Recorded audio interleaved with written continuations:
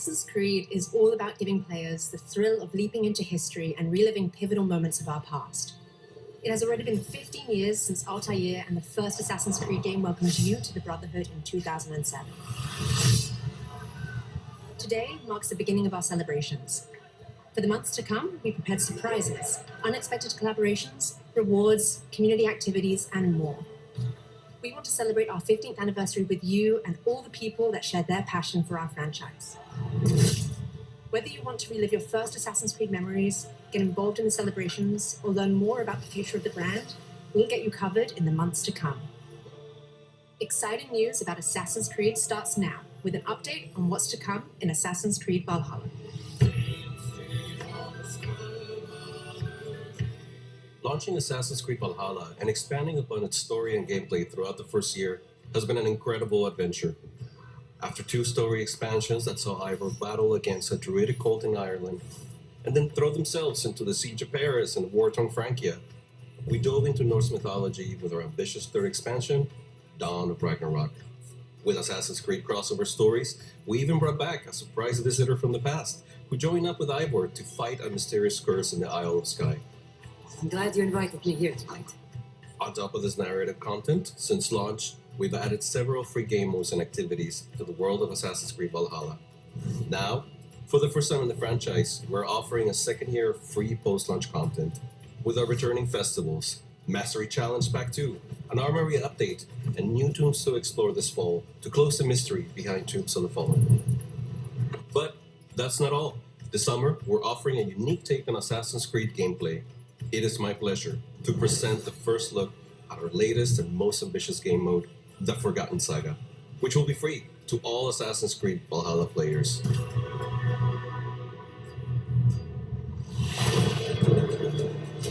You do well to hide behind your monsters, daughter of Loki. So, you're going back to Niflheim? As many times as it takes. It is time to go to hell.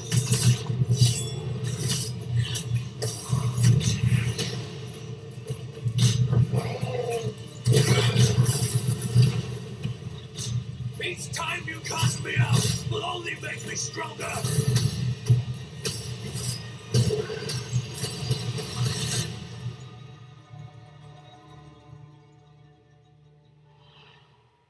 We're excited for you to experience this summer a new roguelite-inspired journey into Niflheim, the spectacular realm of the dead. And stay tuned until the end of the year for one last surprise. We will reveal the last episode of Ivor's story as a free chapter for all players as well.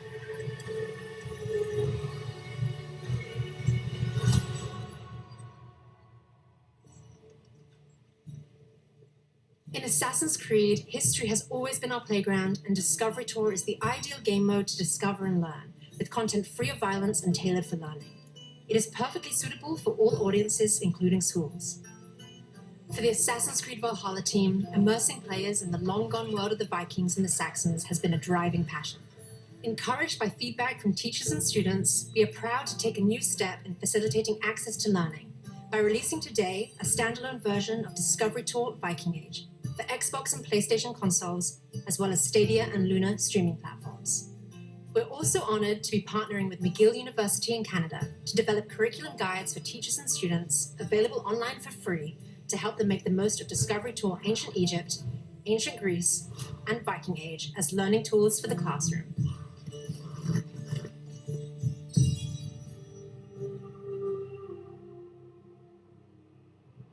We want to celebrate our 15th anniversary with you by releasing a free title update that our community has been passionately asking for. 60 frames per second support for Assassin's Creed Origins is now available. Experience Ancient Egypt under the reign of Cleopatra, now in 60 FPS on Xbox and PlayStation next-gen consoles. To celebrate with all of our players, we will be hosting a free weekend for Assassin's Creed Origins from June 16th to June 20th. The beautiful world of ancient Egypt is a great place to start revisiting and celebrating past Assassin's Creed games. Our 15th anniversary is about rewarding you for your incredible support. To get started, several sets of Assassin's Creed Origins tattoos, along with an Enable Pack, will be available this week in Assassin's Creed Valhalla.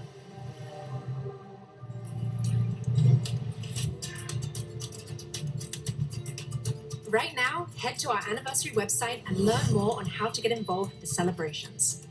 Take part in our weekly challenges for a chance to earn prizes and share your favorite Assassin's Creed memories by using hashtag AC15 as we leap into history. Join us this September as we unveil the future of Assassin's Creed during a very special event. We can't wait to show you what's in store.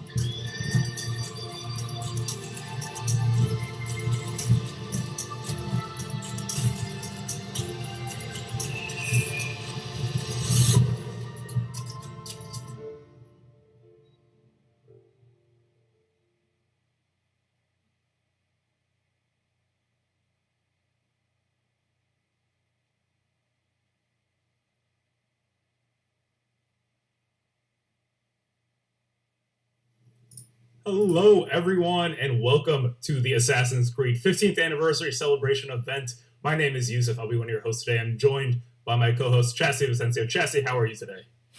Hey, I'm excited. That was very exciting stuff. So I'm happy to be here to celebrate Assassin's Creed with all of you. And we have a special guest, Yusuf. Oh, yes, we do. We are joined by Assassin's Creed producer, Jose Ariza. Jose, thank you so much for joining us. Oh, it's my pleasure. This is exciting and thrilling all at once.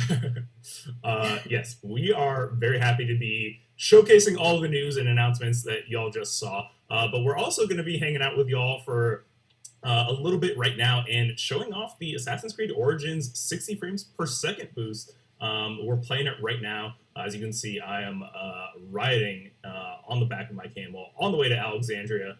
Jose, this game was already beautiful, silky smooth. The 60 frames per second boost just makes it doubly more so. It feels so good to play. Yeah, for sure. I mean, it's interesting. I just reloaded it into my console. I started playing it again, and it's amazing. Just seeing it sort of refreshed and I don't know. There's a certain elegance to it. The desert, the grandiosity of it. It's pretty awesome to see it in 60 frames and see how beautiful it looks. Yeah, I agree. And honestly, I haven't been back to Egypt, in quite some time now. I think it's been about like 2 years since I've played Origins, and it just feels so good to be back. I started a new game plus here. You can see I'm already level 55. You've already awesome. played plenty of this game, so now you're jumping back into New Game Plus. Yes, exactly. As one does. Yeah, it looks beautiful. Jose, so let's celebrate this game, celebrate Assassin's Creed.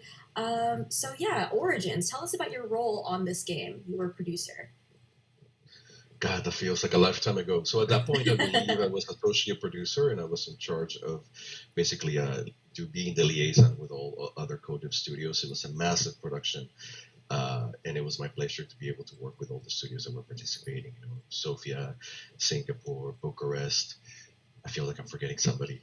Sorry, but it's been it's been quite a while, and it was amazing being part of this production. It was also officially my first full Assassin's Creed production, as I had just joined the studio, and it was amazing, being part of this entire production with so many awesome, talented people, passionate people. It was also a really interesting time of the franchise, obviously re-envisioning what Assassin's Creed will be for the future. So it was thrilling and nerve-wracking, to say the least. I imagine there must have been a lot of excitement and maybe internal pressure that you were feeling of bringing the game back, the brand back. Yeah, absolutely. I mean, Assassin's Creed is beloved by players around the world, right? And there's a certain expectation of what the brand is, what the brand, the tenets and pillars of the brand. It was really fascinating trying to find out how do we bring Assassin's Creed into an open world? How do we give agency to the players of how they play it, how they consume, and there were so many changes. It's funny watching it right now. It feels like, yeah, of course, this is exactly how it should have been. For the player perspective, maybe, this feels like, yes, of course. Why would it be anything other than this? But when you're on the other side of, pre-production, production, asking all those questions of, what is the DNA of the brand? What is really Assassin's Creed? The areas where we could experiment or not, or evolve the brand, and certain things that we absolutely wanted to keep.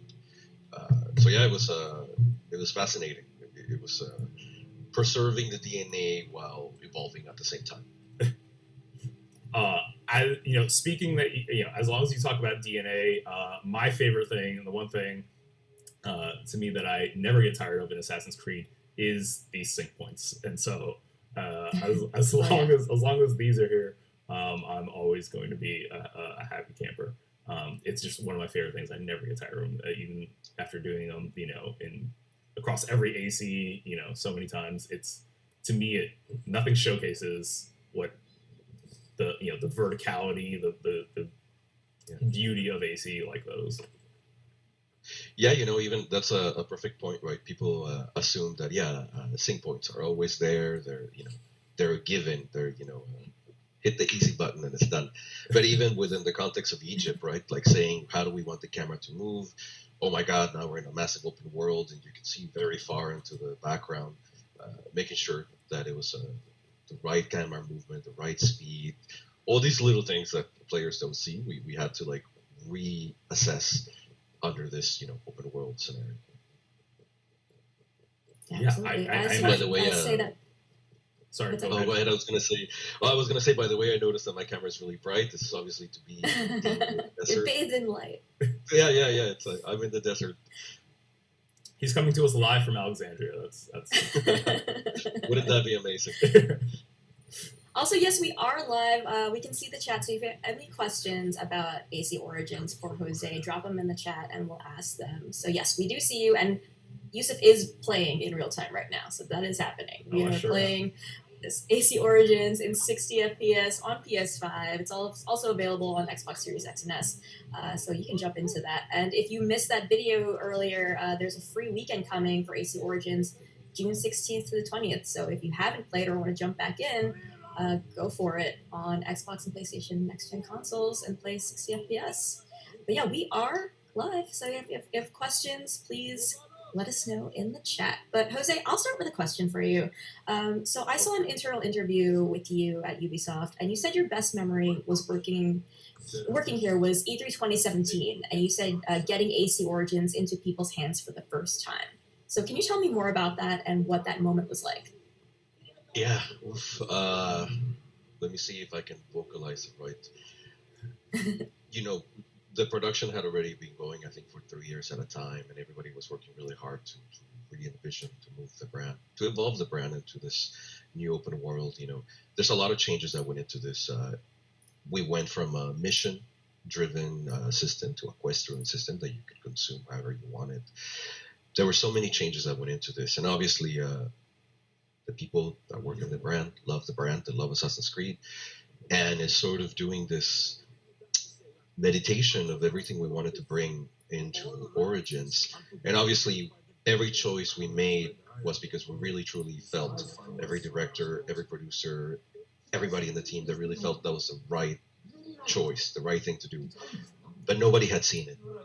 So for me specifically, being part of that E3, doing the private demos, there was this moment of exhilaration that you're happy to share what the team has been working on. And especially for me, I was thrilled to be able to be on the floor, to give the demos, to represent the team and the directors and everybody. And it's a huge honor to be part of the brand and to represent everybody's hard work and talent. But on the other hand, it was nerve-wracking. Nobody had seen it. Nobody knew what it was. Yeah. And you give the controller to a player. A lot of them are media. A lot of them are streamers, YouTubers, some celebrities even. We're in LA at E3. And there's this moment that you're super proud, you're super excited, you want to show it. But also a part of you saying, "Oh my God, please like it." And we hope that you see what we see. We hope that this really our vision translates and is able to be understood by people. And those very first demos that I gave, it was phenomenal. That fear, but also you give the controller to somebody and you're looking at them and you're like, yeah. It's like, so are you like just directly looking? Or are you kind of looking away, or just like nervous about that? That sounds very nervous. In some cases, some people say, no, you drive. I want you to play it. You also get some of the media people that are so stoic, and you're playing, you're explaining, and then their total poker face, just like, and you don't know, like, are you loving it? Are you hating it? And at the same time, as we progress, giving more demos, I think there was one person that actually said, "You've given me the Assassin's Creed that I never knew I wanted, and it's phenomenal." You could probably see me getting a little emotional because it was so amazing just being there and seeing people say, "This is exactly. I didn't know I wanted this, but this is exactly what it should be." Giving the demos also, you noticed all the NPCs. We had the smart, the Meta AI network, having the same demo or having people play the exact portion of the game, but seeing different results, seeing different enemies, the wildlife. At some point, I saw, I think it was an alligator and a hippo get into a fight, and the guy's like, "Oh, what's that supposed to happen?" And I said, "No, honestly, I've never seen that. I don't know what events happened for those two animals to be in that location and fight." But it was super. It was nerve-wracking and it was amazing, and it was such a communal sigh of relief and saying, "Yes, we did deliver. Yes, people agree with our vision. We still held the pillars of the brand, the DNA, and it was I think cathartic. It was a very cathartic moment for me, and it was also my first Assassin's Creed production, right? So for me, there was also that element of I'm joining sort of at this time of change, at this nexus of change, and you're thinking, God, please, I hope it goes well. I hope that that's an exciting time to join, though. Yeah, that sounds like an ideal time. Exciting and also terrifying, right? Sure. We always do our best work, hoping that everybody will love it, hoping that everybody will be entertained.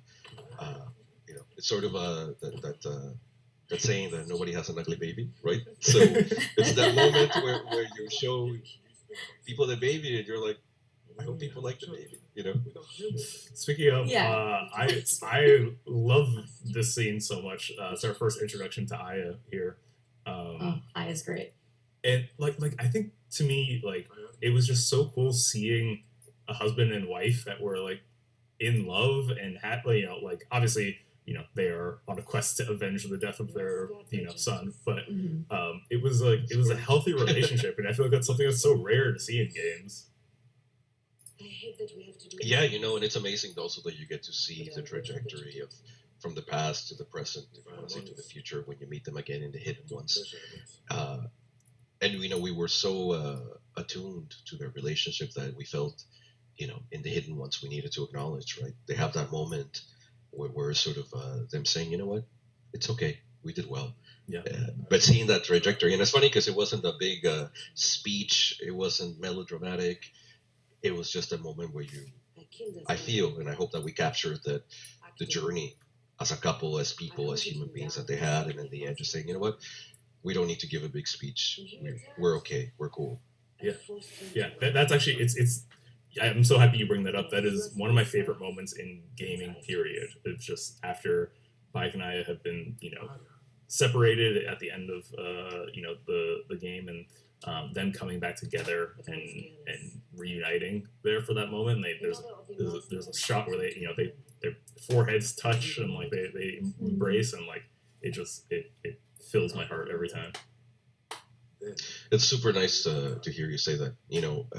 I know the narrative team worked really hard to give value to that moment without being giving over exposition of what the player should or should not be feeling, or what Bayek and Aya should be feeling. So it was that subtlety, I think, was represented throughout the game, right? Carrying the spectrum of emotions of Bayek's quest, his motivations, Aya's motivation, the rift between them, all these little things that we want the player to be emotionally connected to. Right. Yeah, I think it was a complete success, at least for me. That's my opinion on it. No, agreed. Very strong story. Just their relationship is just something you don't forget from this series. It's just so well written. You get the first hidden blade. Yeah, I'll show it. Ooh, be careful. Don't point that at your face. There you go. There you go. There you go. I will go to the palace and discover who uses the seal of the snake. It's I will funny use this. too, Jose. Yeah, you were saying earlier. You were talking about showing this game to people for the first time, and then them saying, "Oh, this isn't." I didn't realize this is what I wanted, but it's exactly what I wanted. I had a slightly similar but slightly different impression of when Origins was first announced and when we first got to play it. It was also at the very beginning of my Ubisoft journey here. But the way I don't think I've actually told you, I happen to be Egyptian. And so Origins is always the game I wanted, but never actually thought I would ever get. And then you were not the only one. Yeah, that was a top request by the fans. Yeah. But I think even more so, as you're talking about the new quest system and how much was put into. Actually, I don't think I'm going the other way. How much was put into the culture, the time period, the setting. To me, it felt like a game that so wholeheartedly embraced Egypt and its people. Not only of the time, but the location itself, and it was everything I could have hoped for and more. And I always say because of that, it's the most important Assassin's Creed to me. That's amazing to hear. And back when we were doing the press tour for Origins, one of the proudest speaking points for me was all the research that went into this, the working with Egyptologists, trying to absorb, and we're not just Assassin's Creed as a brand. It's not just about being in a setting and a place, but understanding, right? Honoring the magnitude of what used to be the Egyptian Empire at the point. Understanding the context, understanding the significance of Cleopatra, right? That was everybody knows Cleopatra, but I don't think everybody appreciates all the nuance to her rising to power. The fact that the pyramids were already ancient by the time she arrived. All this layer upon layer upon layer, and we really. I was obviously one of the masses that had never really dug too deep, so we know pop culture references of Egypt. We know the pyramids exist. We know the Sphinx. We know Cleopatra. We know all these things because they're sort of in the ether out there, right? But digging into this and really, at least for me, educating myself and seeing this represented in 3D on the screen with elegance, with respect, and really honoring, like how magnificent it really was. So it's amazing to hear you say that, and I think that's one of the awesome things about Assassin's Creed in general, like being able to reflect and honor some of these older cultures. Absolutely, and Absolutely. I know I'm not alone in this when I say that I have learned a ton about history through Assassin's Creed, going all the way back to the very first game, and I'm sure every time we play these games, we have people coming out in chat telling us that they've learned as much from AC as they have from a textbook, and I know that. Discovery Tour is something that was implemented for the first time with Origins. I was wondering if you could speak a little bit about that, and obviously Viking Age now is coming standalone to consoles as well. What has that whole experience been like? I would love to answer your question, but I have a question for you first. Oh, hit me. Was there anything that you didn't know, coming from Egypt, that you didn't know that you learned while playing Origins, that you were like, oh, that's surprising. That's a really good question. So I actually thought I knew quite a bit because I studied classical architecture. That was what my degree was in. So I studied Greek, Roman, and to a little lesser extent Egypt. So I wasn't super familiar with Egyptian architecture in that way. But one of the things that I love that I never really realized, because even when you do study Egyptian architecture, it's usually not of this time period. It's usually the pyramids and the old kingdom. And so one of the things that I think Origins does such a good job of that I never really realized is that at the time of Cleopatra, Cleopatra is essentially as much Greek as she is Egyptian, and this is a time when the Romans are coming to Egypt, when they're Alexandria is a Greek city, and the thing that this game showed to me and taught me was that at this time during Ptolemaic Egypt, Egyptians themselves were kind of second-class citizens in their own homeland. So that was something I learned just by playing the game, not even getting into Discovery Tour and all the things you learn in Discovery Tour. Mm-hmm. So that's my answer for you. It's interesting. Like obviously seeing Alexandria be reconstructed because it had to be reconstructed from all the information, data, plans that we had. How much of it doesn't exist, right? It's But anyways, to answer your question about Discovery Tour, it was all this research, right? We had to do an amazing amount of research. We collaborated with museums around the world, trying to get artifacts, scans, information. We obviously knew that we wanted to be as genuine as possible and get as much information as we could to be educated, right? And to really pay homage to the culture. During all the research, working with, Egyptologists and really absorbing this, we realized there's so much mystery, magic, so much information that hasn't been, collected in a way that can be digested.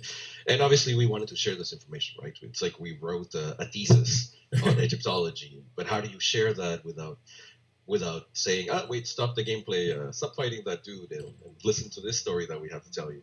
Right. And, that was basically how Discovery Tour was born, saying, we've learned so much, and there's so much here that is so exciting and mysterious and amazing. How do we share that? And obviously going through the thought process of, well, we want this to be accessible not just for players but also for children's and schools.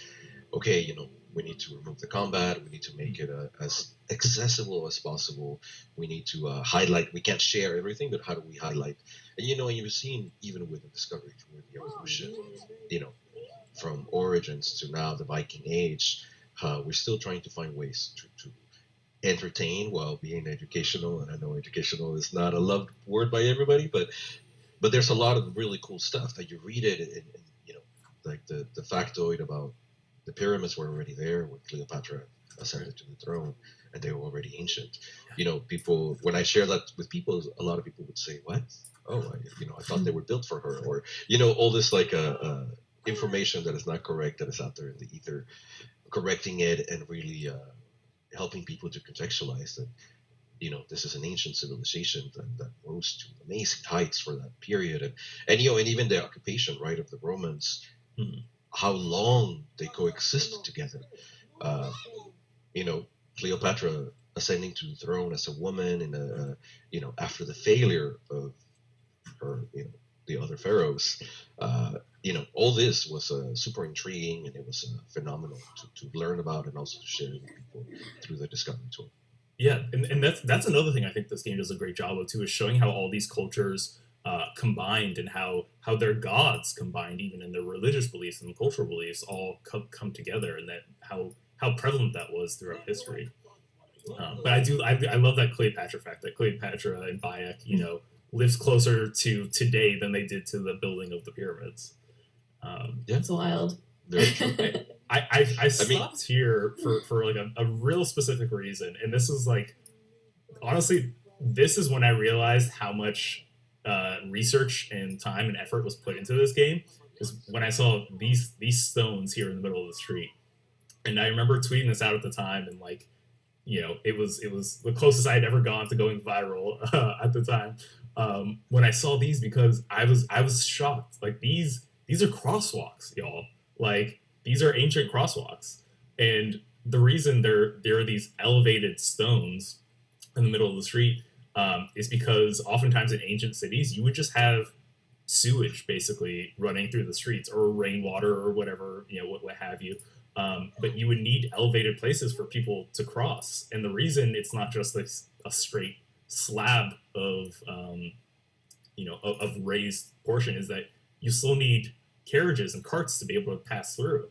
So you have these horse-drawn carriages pass through, and their wheels are meant to go in between all these stone tabs, but pedestrians are meant to cross on top of them, so they're not getting their feet dirty and things like that from everything that's running in the streets. And when I saw that, I was like, oh my god, this is something that, like, 0.01% of players would ever even notice, ever even think about, ever know existed, but and no one would miss if it wasn't there. But the development team put in that extra time and effort because they wanted to make it as realistic as possible. Trust me, the level of research that was put into Orange was impressive. It's flora, fauna. Even at one point, we even had the discussion of anything that we built, any location, what is the percentage of wood that you could use? Because guess what? There's not a lot of wood in Egypt, right? Even the materials, like what type of rock, all of this had to be true to the culture, to what was available to them. It's strange to be talking about building a location, a military fort, and saying, no, wait. You cannot use more than X amount of wood because wood was precious at that point. And players probably don't, necessarily focus on that because they're busy playing. But all these little things that we have to say, well, no, it has to feel as authentic as possible, right? Even the stones on the floor, the patterns, all these things that could just be taken as artistic choices, they're actually very informed and based on all the research that was done. Yeah, I mean, I think it's one of those things that, even if you're not, you're maybe aware of them, it comes through in the end. Ooh, let's not die. All right, I want to address the chat and say hi to them because they've been asking some questions. The chat's been flying by, so I've grabbed as many as I could. And so thank you for sending your love. Thank you for sending your questions in. Just want to shout out some people who are sharing some love.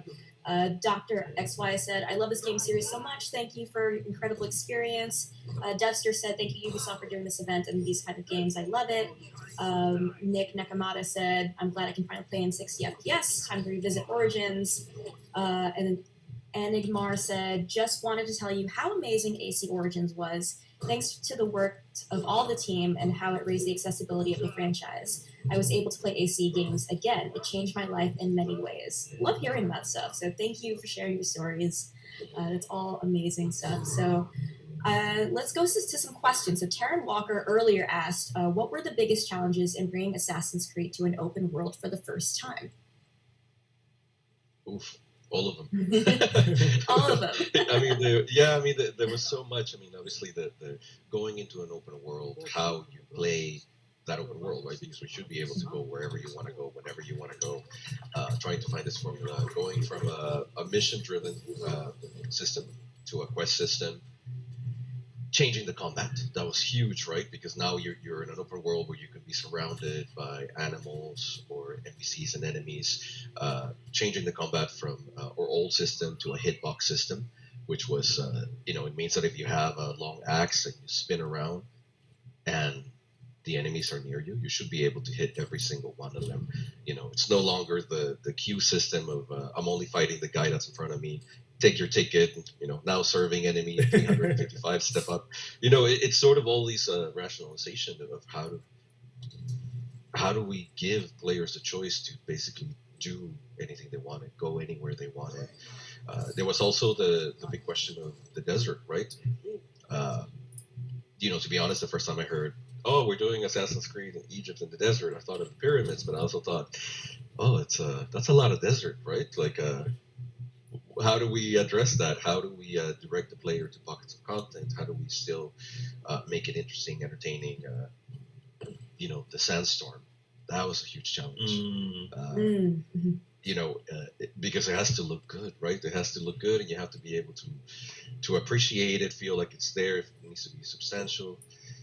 Constructing the pyramids, that was also I think that we absolutely could not get wrong. And it's not just the visual of the pyramids, but also climbing the pyramids, sliding down the pyramids. An interesting anecdote, even I'm sure you guys probably remember there was a slight interesting factoid after the game shipped when we sort of predicted, I forget which one of the pyramids it was, I think I think it was the Great Pyramid, where we sort of speculated what there should have been a chamber. And yes, then, I remember this. Yeah, and then a month later, Egyptologists discovered that there was indeed a chamber where we predicted, because we did all the research, and we knew we had to get it right. We knew, people like you, Yusuf, who are Egyptian or of Egyptian descent, we had to get it right. We couldn't just, make up whatever we wanted. So it was amazing that our research led to us saying, we really feel that there should be a chamber here because structurally the way it's built. So we sort of theorized, and then I think it was a month or 2 months after the game was released, it was discovered and it was verified that indeed there was a chamber there.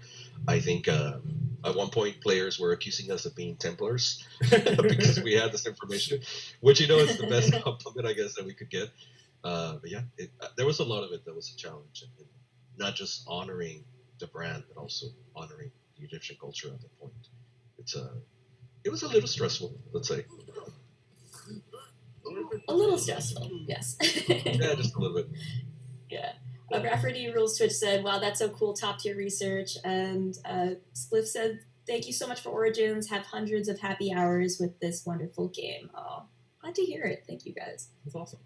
And to let everyone know too, we're going to be playing for a little bit longer here, but our showcase here of the AC Origins is not going to be the end of the stream.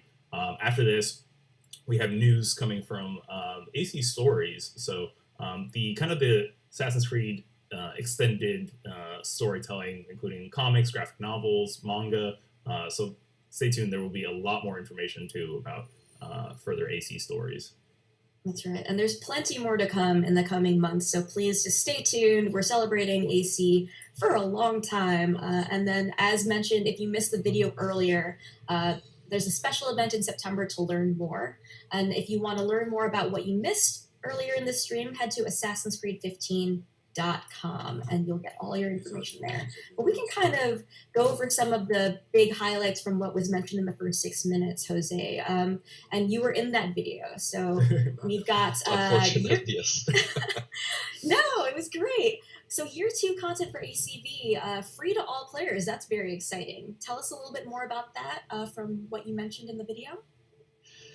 Oh my God! So second year of AC Valhalla free content. Obviously, we're doing the second part. We just did the second part to Mastery Challenge, a Tombstone Fallen, and I guess there's that little surprise, the Forgotten Saga, which is. Let me think of my PR training to not give any spoilers.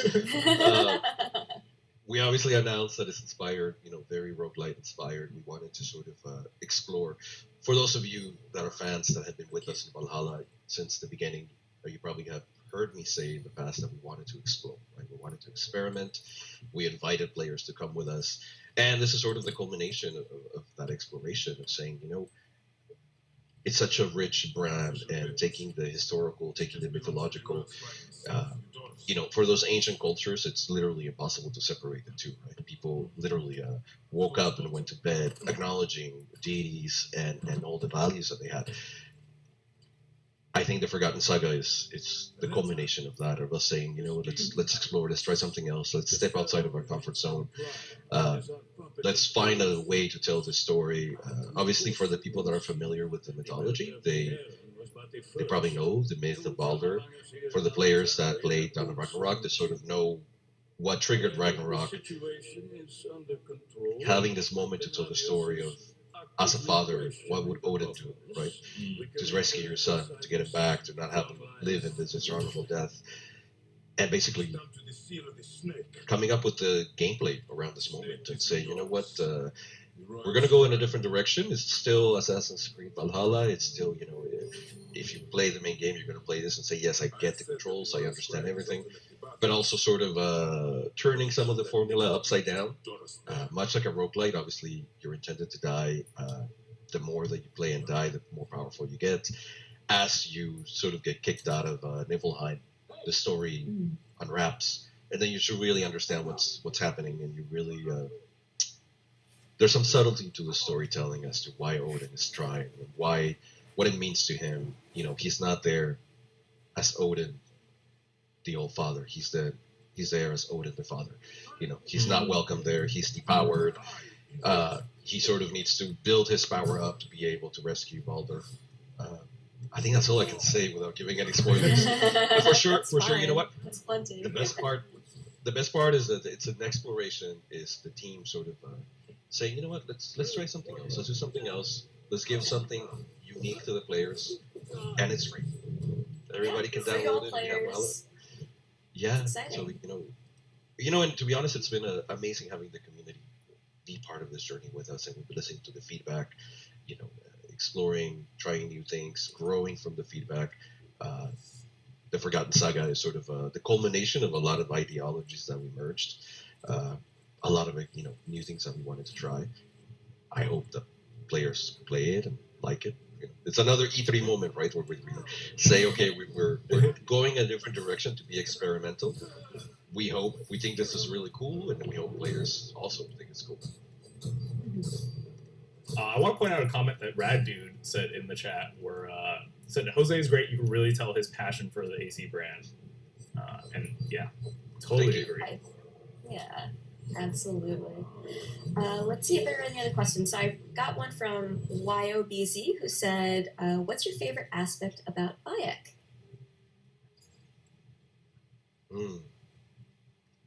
That's a tough question. I think... Well, man, there's so many. I don't want to, minimize it. I think to me, the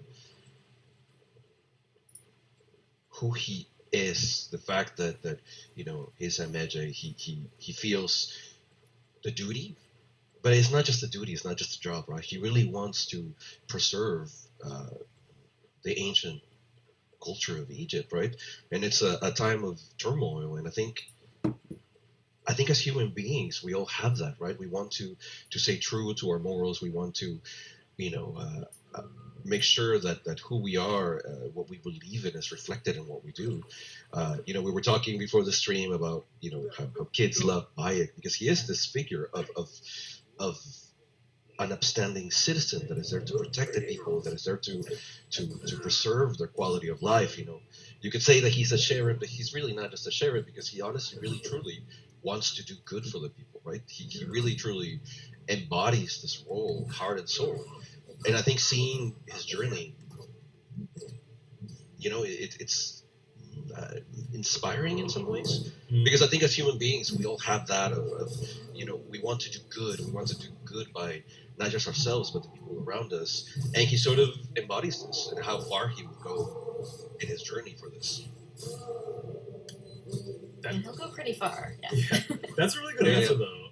Yeah, that's good. And I feel that really hard because one of the things that Origins allowed you to do, which I'm a big fan of, obviously, is customize Bayek's hair. Right? You could have long hair, no beard, long hair. I tend to go for the short hair on top of the beard. Who would have thought? Oh, wait, I wonder why. Yeah. But the other thing I really like is that you can choose whether or not to keep Bayek's hood up or not, up or down. And to me, I never put the hood up, and that's just me. There's no wrong way to do it. Obviously, you can absolutely play with the hood if you like. But to me, it was because of everything you just said that Bayek is a Magi. He is a protector of the people of Egypt. He is not, at this time in the story, he is not someone who is hiding and working in the shadows. He is a protector of the people of Egypt, and he has nothing to be ashamed of for that, and or nothing to hide from in that aspect. And it's important to him that he is there for the people of Egypt, and that he is visible to them. So I always kept the hood down because of that. As I'm speaking, I'm realizing that maybe there is a metaphor in there somewhere about who Bayek is and sort of his evolution of wanting to stay true to the old, but also embracing the new and moving forward and finding out how he best can be there for the people. Maybe this is a metaphor also of Origins itself, right? Trying to preserve the DNA of the brand and also doing right by the players and saying, well, it's time to evolve and we're going to take the good, all the traditions of what are AC and push them forward. I don't know if the writers intended that, but it feels like there's a metaphor in there somewhere. I think, yeah, they would. I'm sure they would tend to agree. I just want to mention again that Assassin's Creed Origins is available on 60 FPS on Xbox and PS next-gen consoles, and there's a free weekend. There we go, free weekend, June 16th to the 20th.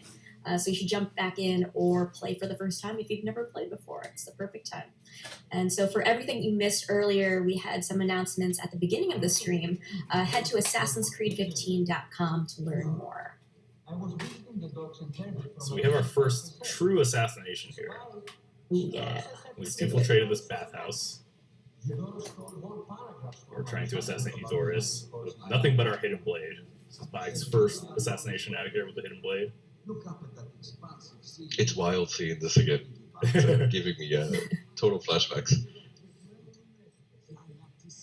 This to me is what Assassin's Creed is all about. You know, like there's your target. The entrance is guarded. You're not just walking right in. How do you get about this?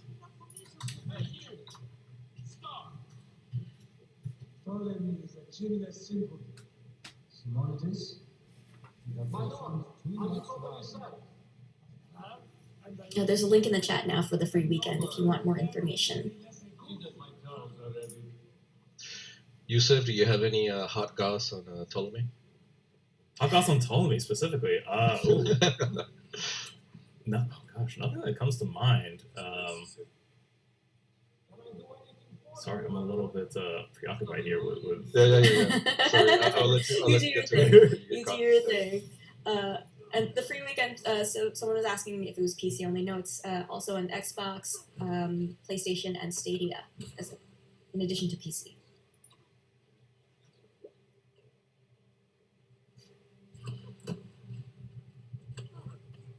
Shout out to the back hair representation, too, in this game. You know, you love to see that.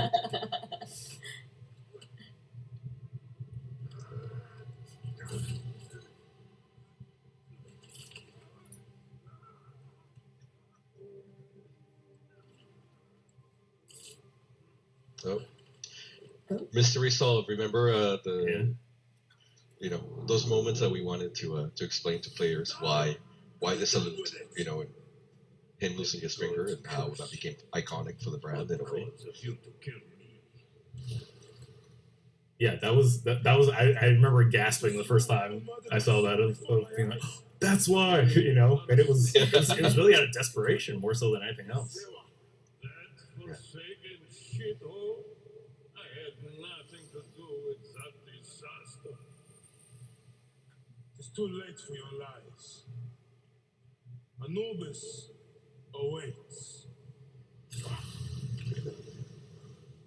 I think these conversations too, post-assassination, obviously it's something AC has always done, but to me they're some of my favorite parts in every game where you get to speak to these people on their deathbed essentially, and you know what they reveal at that moment, what ideologies they hold, they grasp onto still over his victims, and it was never really explained, but then we get that explanation here in Origins, where it's a hair on feather, and it's it's meant to for the afterlife. Yeah. Oh. Okay. Oh Right, no. we'll be wrapping up the stream. We'll be wrapping this part of the streams fairly soon, but we have more to show you. We have a video about Assassin's Creed stories. So if you're interested in the books, the manga, more things about Assassin's Creed stories, that's to come right after this section where we're playing through Assassin's Creed Origins, which we'll be wrapping up shortly. But yeah, if you are interested in stories in different mediums, we've got more for you coming up shortly. Should we take a couple more questions before we say goodbye? Yeah, sure. Or actually, before I say goodbye. Oh, yes. Well, well, we're saying goodbye to you. We're going to show the video from Assassin's Creed Stories, and then people will see us again tomorrow. We'll be back tomorrow. But thank you so much for joining us, Jose. Let's see if we have any other questions in the chat. So, EDA Boy said, what made you choose ancient Egypt to set the origin story in? When? What made you my God. choose? Yeah. Oh, well, it was one of the top requests by the fans, and also going far back enough in the timeline. I think it was 49 BC, I think, when the game starts. Going far enough in the timeline, obviously we needed to visit a place and time before the original trilogy to explain what was the seeds that were planted to create the modern day Brotherhood, right? So even going back to the Order of the Ancients, going back, we wanted to pick a place and time that was far back enough that allowed us to explain all these little things that became, I guess you could say, pop culture within the AC realm. And also this time and place. I mentioned earlier Cleopatra. There were so many things about that era and the social political circumstances that it felt like, this is historically speaking, it was such an oddity for so many reasons that it felt like, this was a nexus of two cultures coming together, trying to coexist for a very long time, different religions, different ideologies, different political structures. All this sort of gave us a really fertile ground to say, this feels like a time where you would have seen an evolution of something, right? It was sort of like a pressure cooker in a way. And yeah, so it felt like the perfect setting to tell an ancient story about how the Brotherhood was created. Plus, it was one of the greatest ancient civilizations, so maybe it was a little bit of a duh moment. It all makes sense. All right, we're going to bring this part of the stream to a close and continue on with AC stories. But before we go, just want to reiterate what we went over at the very beginning of the stream. If you missed it, Year 2 content for Assassin's Creed Valhalla is coming, free to all players. There's a new game mode called the Forgotten Saga, so be sure to check that out. It's a roguelite-inspired journey into Niflheim. And also, as you can see here, Assassin's Creed Origins, 60 FPS on Xbox and PS next-gen consoles. Free weekend coming June 16th to the 20th, so check that out. For everything that you missed, go to assassinscreed15.com. And there's a special event in September to learn more about the future of Assassin's Creed. So stay tuned for that. We'll be celebrating Assassin's Creed all the way until then, and even after that as well. Jose, any final words to the chat and to the audience who love Assassin's Creed so much? Oof. Well, there's so much to play. I would say definitely try Origins at 60 frames per second, especially since you have the free weekend. It's awesome seeing it, and I know I sound super biased, but it looks beautiful. It's awesome seeing it at 60 frames.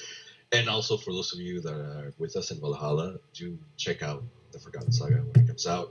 It's a wild imagining of a myth that I think everybody knows. And also free, so try it, enjoy it. The best we can hope is for you guys to like it and at least be entertained. Well, thank you for all that you do. Yusuf, so we're going to go over to Assassin's Creed Stories next? Yeah, Jose, thank you so much, y'all. Thank you so much for rocking with us. Pleasure. Thank you. Oh, yeah. Jose, you are welcome back anytime. You were yes. Amazing. Thank you. But yeah, we are going to kick it now over to the Assassin's Creed Stories. Tons of information there. Be sure to stick around for the whole thing. And we will see y'all tomorrow right here on this channel as well. Chassis and I will be back playing some other games. But take care, everyone, and happy 15th anniversary to Assassin's Creed. Indeed. Happy anniversary. Thank you, guys. Have a good one. Thanks a bit.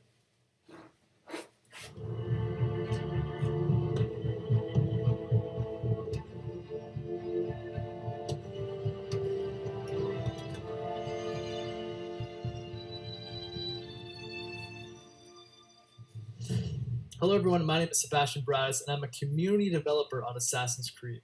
I want to start off by welcoming you all to the Assassin's Creed Stories livestream. This is the second edition to the series, so if you happen to miss last year's stream, there'll be a link in the description to that video.